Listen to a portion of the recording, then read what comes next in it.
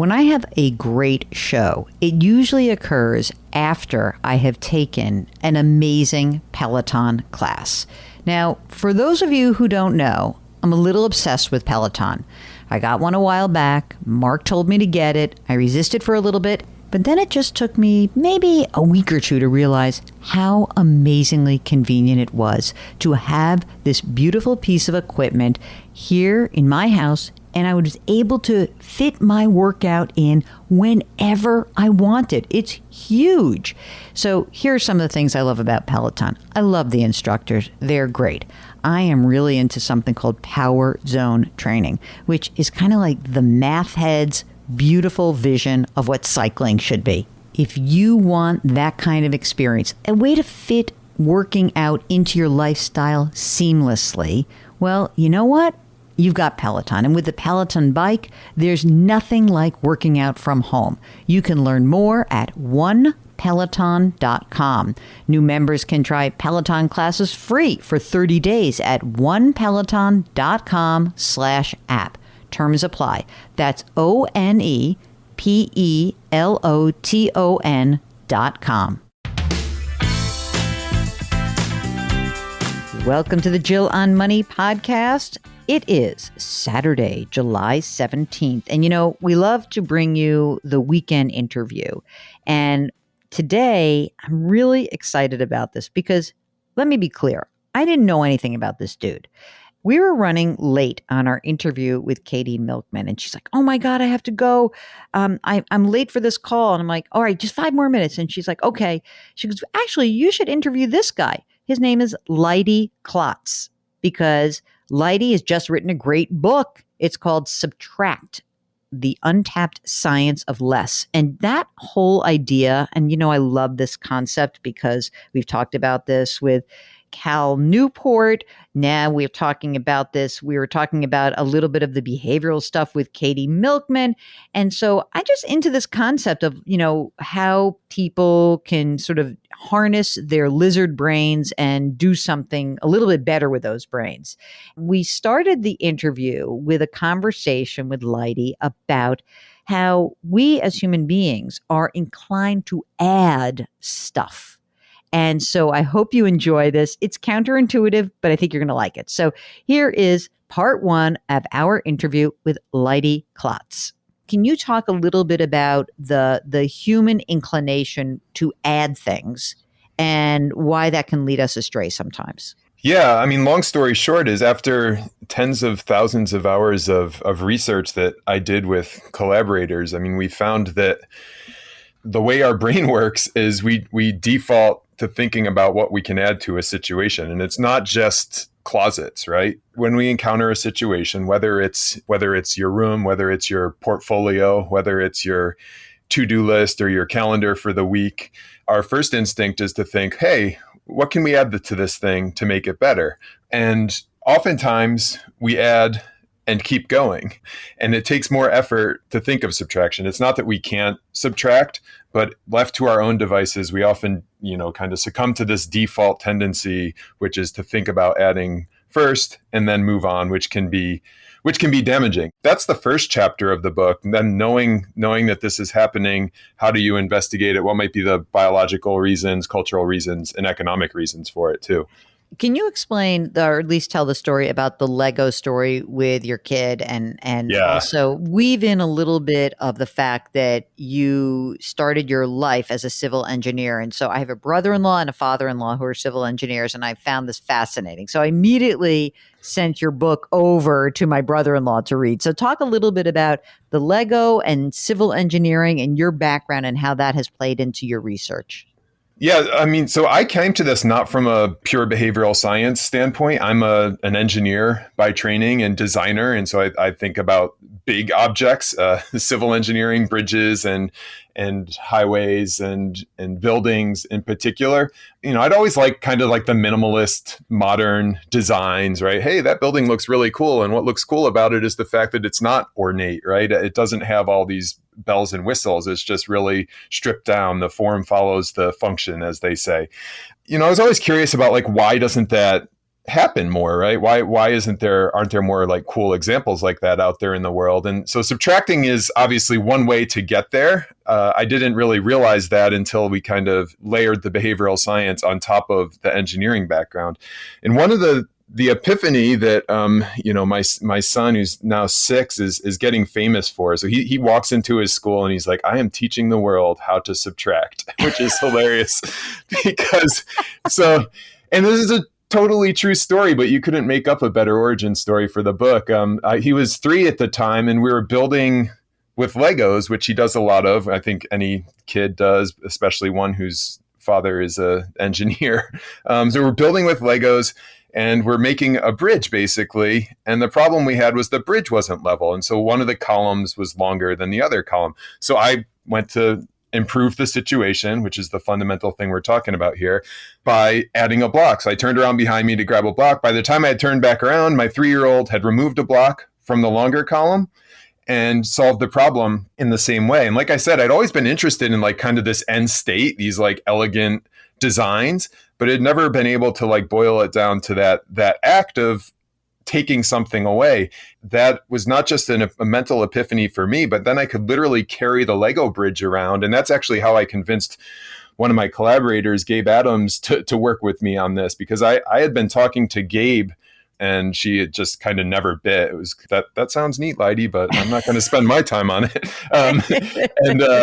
But then I brought the Lego bridge to her and set it down on her desk, asked her to solve it. I thought she would subtract because she's a genius, and I thought I'd been talking to her about subtracting, but she added like I did. And then when I said, hey, look, this is what Ezra did, and she said, oh, so what you're thinking about is like, why don't we subtract as a way to make things better? And that's like the jumping off point for the research and for the book. And it's so interesting because, I mean, you sort of start this about the Embarcadero freeway story, which I found really interesting because I forgot that the story, which was there was this kind of ugly, disgusting thing and it was up. And then after that horrible earthquake in the late 80s, this whole desire to get rid of it. And then after it took this terrible earthquake because this whole thing pancaked down on itself. And then all of a sudden it was like, oh, wait, this woman who had the idea of like, let's get rid of it. She was right. But it took that. So I'm wondering, okay, so I'm talking to you from the Upper West Side in New York. Okay. Yeah. And so I sort of abut the old West Side Highway that has this old sort of structure above, but they won't get rid of it. And it drives me insane why we don't get rid of it. It really does. And I said like, oh, all I need is like some horrible thing happening and that's why we get rid of it. But why is it so? Is it costly to take it down? Like what happens? What's the pushback? I don't really get it because it's sort of like everyone's like, oh, this is an eyesore. But why not get rid of it? The issue there is not we didn't think of it, right? And so like the science that I just talked about that, was in my Nature paper and starts the book is that like, hey, oftentimes we don't think of it. But then subtracting faces a battle. Even when we do think of it, it's harder to follow through with in a lot of ways. And I think, we like things that we have, right? Once we've been given something, we assign more value to it than if we never had it in the first place. And so, change is hard, and it's hard to take things away and to see that as an improvement. One of the things that can become helpful there is like, envisioning what the future state would look like. What Marie Kondo does with our closets, for example, is she kind of flips it around so that people aren't focused on losing the things, right? The clutter. She paints this picture in their head for them of this beautiful decluttered space that you're going to achieve if you follow her steps. And by doing that, she kind of flips it around so that what you're losing in that case is not the physical object, but that kind of visionary end state. So I don't know, maybe, in the absence of an earthquake in New York City, Jill, you could figure out a way to kind of portray the West Side Highway without that, and, paint a picture and get that out into the world. And then people will feel like they're losing that if they don't take it down. But it's hard. Yeah, it's hard to subtract, even when we do think of it. Okay, so let's talk a little bit about, you mentioned this briefly just before, you said something about, investing. So this is a show that is called Jill on Money, we talk a lot to investors. Mhm. And oftentimes we'll talk to people and they're like, well, I have, 72 different mutual funds in my portfolio. Right. We will often say, like, really? You need four? Four's plenty. And there is often a pushback. So what's a good way for me to try to break through that with people who are struggling with it? One of these things that kind of holds us back is this desire to show competence, right? And we think of that in terms of, oh, I'm at work. I want my boss to see I'm like going to this meeting, or I want to, when I write my book, for example, it's like there's tens of thousands of words that didn't make it into the book, and it was painful to get rid of those because I wrote them. I wanted somebody to see that I wrote them, even though it didn't like serve the book. So we have this innate desire to display competence, and it's actually surprisingly deeply ingrained on this, like bowerbirds who build the ceremonial nests. They do this. The male bowerbirds will build a ceremonial nest, and the female bowerbirds will go around and decide which male to mate with based on which ceremonial nest is the best. And then the female bowerbirds go and build a nest to provide shelter for their kids. All that's happening there is the male bowerbird is displaying competence, showing that they're genetically fit to kind of act on the world around them. And I think, the portfolio is kind of the same thing, right? It's like you've got, well, if 4 stocks or 4 mutual funds is good, then 75 mutual funds, I must be really competent if I have 75 mutual funds.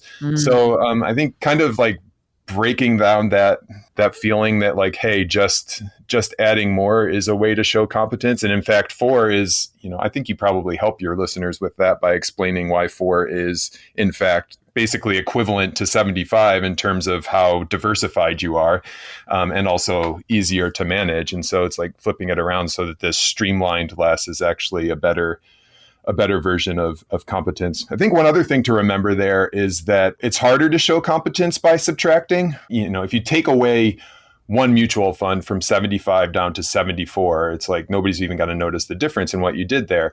But if you take away from 75 down to 4, then it's like, oh, that's a really streamlined portfolio. This person must really know what they're doing. And so one of the lessons in the book is, this happens in all different areas, is like people who subtract effectively and keep persisting with their subtracting, like do so beyond the point of just like good enough, but to get even better, often are able to show their competence through less.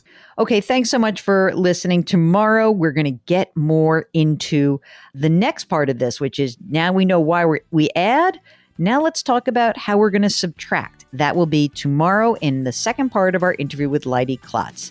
As always, if you have a financial question, we'd love to hear from you. Our email address is askjill@jillonmoney.com. If you're on our website, jillonmoney.com, just hit the contact button. And while you're there, don't forget that you can always subscribe to us. It's right there on our website, to both this podcast as well as our sister broadcast, which is called Eye on Money. So easy to do. Everything is right there at jillonmoney.com. Put your hands metaphorically on someone's back today. And don't forget, our mantra of 2021 is grit, growth, grace. Thanks for listening. We'll talk to you tomorrow.